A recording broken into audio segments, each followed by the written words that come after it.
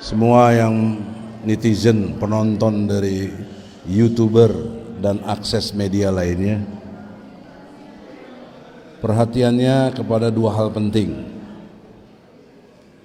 Yang pertama, kaitan dengan KM 50. Tadinya saya mau menyampaikan sebagai masukan, tapi Adinda Refli Harun tidak sependapat, nanti saja di bagian orasi. Problemnya momentum jadi hilang dan sistematisnya sudah berbeda begitu. Tapi tidak apa-apa, mudah-mudahan masukan ini berguna. 2 hari lalu, kemarin lusa, saya diundang Habib Rizik di Megamendung, acara haul 6 syuhada. Ketemu anak korban, bapak korban Pak Syuhada Akse. Saya bersama Damai Hari Lubis, Fikri Bareno, ada Zulkarnain, ada Arif Iksan dan istrinya. Satu mobil lah.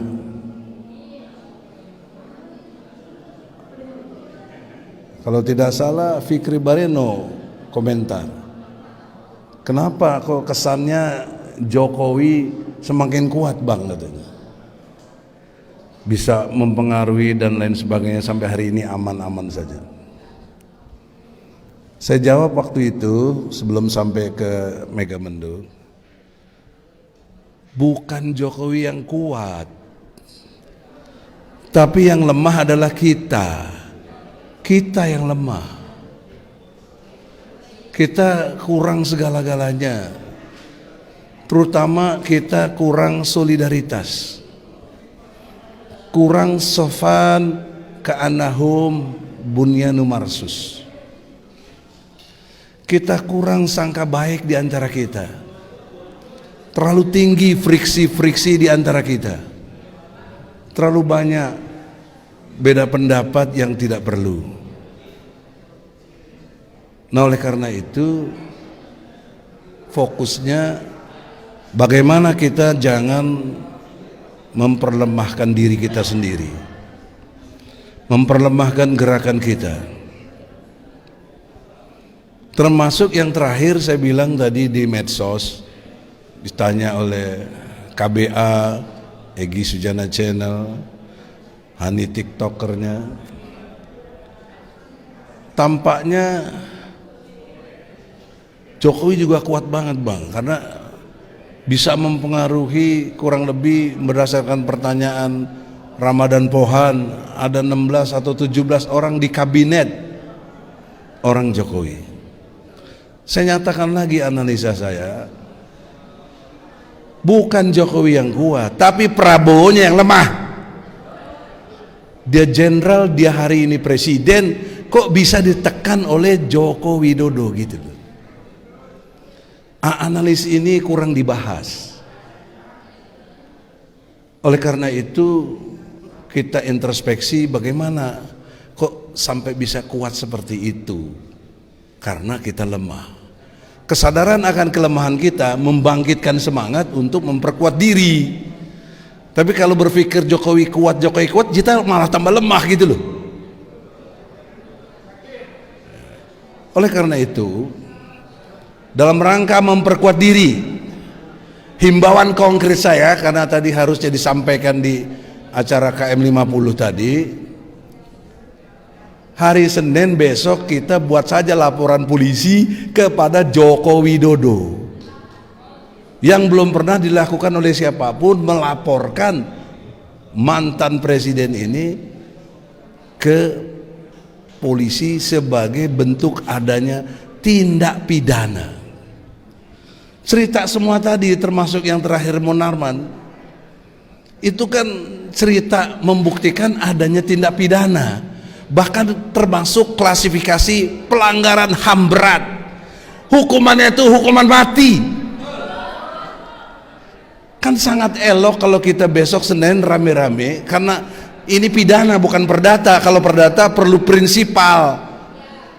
Kalau pidana siapapun menurut pasal 108 KUHP, yang melihat, yang mendengar, yang mengetahui adanya tindak pidana boleh melaporkan kejahatannya itu.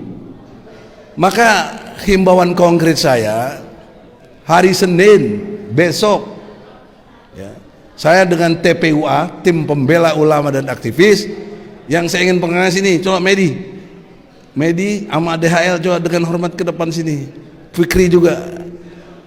Beliau inilah tim inti dari TPUA. Siapa lagi yang belum? Rijal, biar nanti sekalian ini komentarnya. Rijal, Fadilah,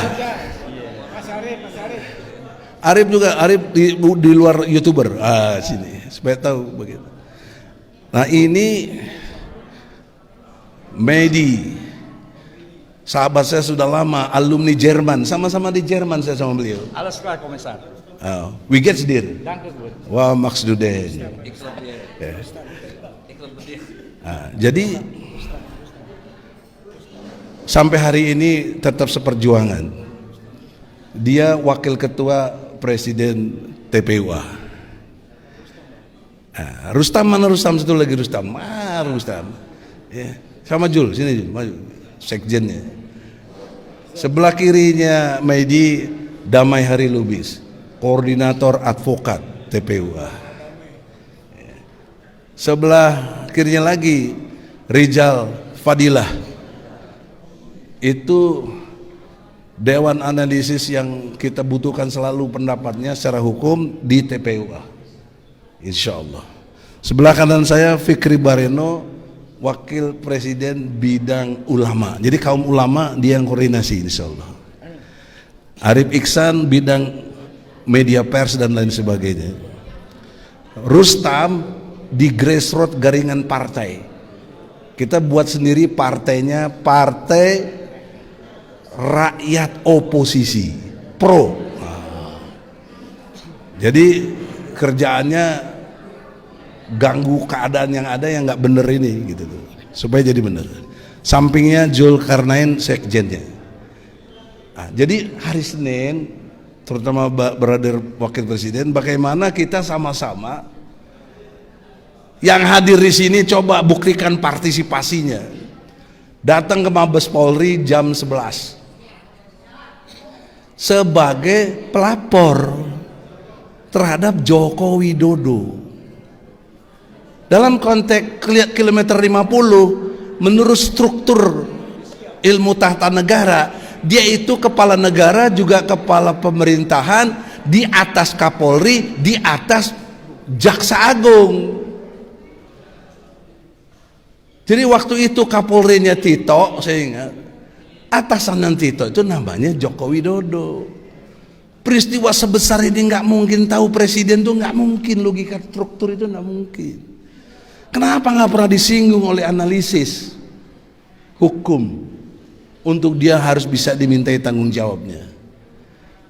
Inilah saatnya rakyat bangkit, tunjukkan kekuatannya, kebersamaan kita. Sebentar tumbang itu Jokowi, dalam arti asumsi yang tadi dia bilang kuat. Nggak ada kuatnya dia, yang lemah itu kita. Prabowo bisa ditekan, yang lemah Prabowo. Kenapa bisa ditekan? Kok presiden jenderal bisa ditekan? Oleh karena itu, tanpa menghina siapapun, hak hukum kita dijamin dari pasal 108 KUHP untuk bisa membuat laporan. Nah, untuk itu teknis operasionalnya, apakah DHL mau kasih pendapat dulu, baru nanti wakil ketua. Silakan. Untuk ini. Ini perintah Presiden TPUA. Mohon izin nih, moderator. Kebetulan juga penyelenggara di sebelah saya juga nih, salah seorangnya nih, Bang Haji Medi. Jadi ya mau nggak mau lah, akhirnya saya konsep juga ini sore ini malam tentang, karena kita pengalaman melapor resiko ditolak, kita akan buat pengaduan tertulis kita masukkan ke bagian umum. Yang penting nanti mungkin Bang Egy ada trik untuk menyampaikan